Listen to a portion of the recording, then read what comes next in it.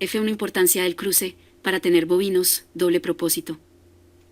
El cruce de las razas, europeas y cebuinas, ha permitido la existencia de bovinos doble propósito, muy productivos en el trópico. El ganado, bovino doble propósito, tiene capacidad de producir carne y leche. Por estas razones, es muy apetecido por los productores ganaderos, por sus grandes ventajas. Los cruces F1, para obtener este tipo de bovinos, son esenciales para que el productor ganadero, situado en los climas del trópico bajo, tengan mayor rentabilidad y productividad.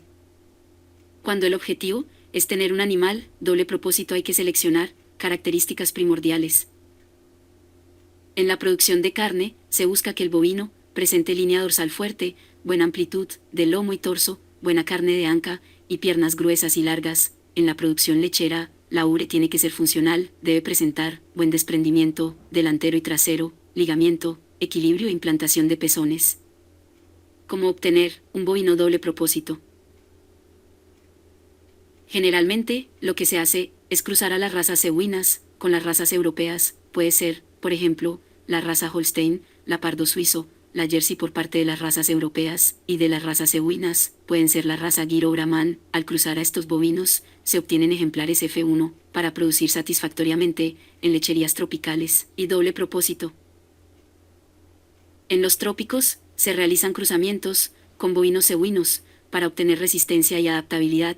Junto con la buena producción de leche y carne, el bovino doble propósito se origina del cruce F1 entre un bovino de raza europea y cebuina. Después se tipifica la raza para que produzca carne y leche en el trópico. Las razas bovinas europeas son excelentes para la producción de carne y leche, pero tienen la desventaja que no se adaptan con facilidad al trópico bajo, debido a que son originarias de climas fríos y templados del viejo continente. Por esta razón, no existe la cría de animales puros en las regiones del trópico bajo, razón por la cual se utilizan las bondades de las razas cebuinas. Las razas cebuinas son muy importantes por la capacidad de adaptabilidad, productividad y resistencia. Si no se tiene una base cebuina, no se tendrá una buena ganadería. La base cebuina es indispensable para producir cualquier tipo de ganadería, ya sea especializada en producción de carne, leche o doble propósito.